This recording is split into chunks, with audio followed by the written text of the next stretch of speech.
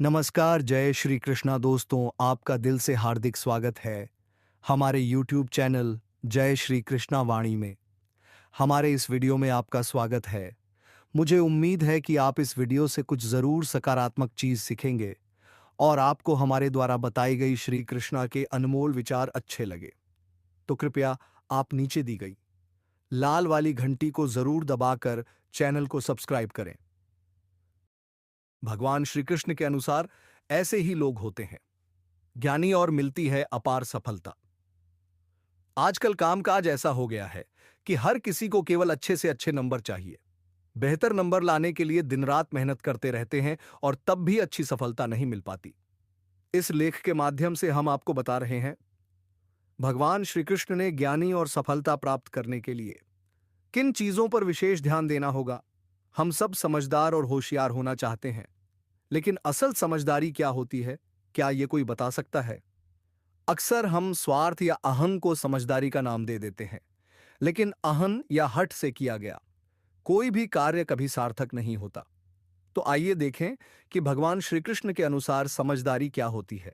भगवद गीता में भगवान श्री कृष्ण समझाते महादेव महादेव। हैं कि असली ज्ञानी या समझदार वह होता है जिसको अपने कर्म के फल की चिंता नहीं होती। असली ज्ञानी वह है जिसके मन में अपने कर्म को लेकर एक वैराग्य की भावना होती है। इसका मतलब यह है कि वह इस बात में नहीं उलझता कि उसके काम का परिणाम क्या होगा। उसका ध्यान पूरी तरह से सिर्फ और सिर्फ अपने काम पर होता है। जैसे अगर कुम्हार मटका बना रहा हो और उस समय उसका ध्यान इस बात पर चला जाए कि मटका 150 रुपए में बिकेगा या 250 में, तो क्या वह अच्छे से मटका बना पाएगा? अपने कर्म में वैराग्य होने का अर्थ यही है। वैराग्य का मतलब यह नहीं कि आप कुछ ना करें और जंगल में जाकर सन्यासी जीवन बिताएं।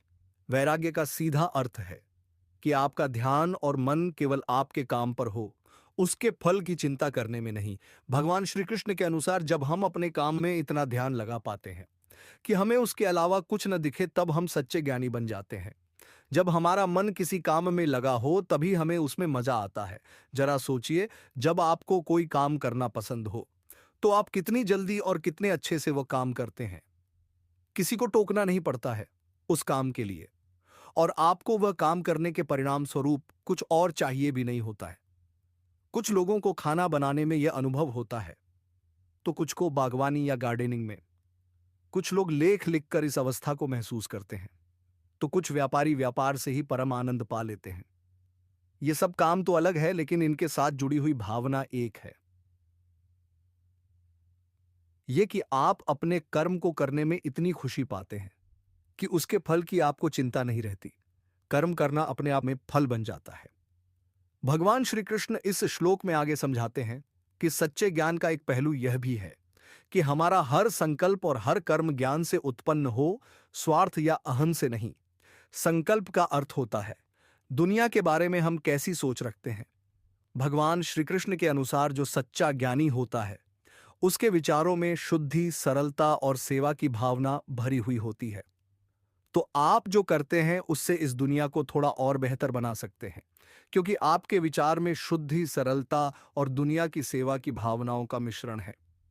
उसी तरह जब भी आप कोई कर्म करते हैं तो मन में यह बात जरूर रखिए कि अगर आप किसी का भला नहीं कर सकते हैं तो किसी का बुरा भी न करें। जब आपका कर्म इस विचार से उठेगा तो वह अपने आप ही ज्ञान का प्रतीक बन जाएगा। जब भी आप ज्ञान की परिभाषा खोजने लगें तो भगवान श्री कृष्ण की इन सरल लेकिन गहरी बातों को याद जरूर करें।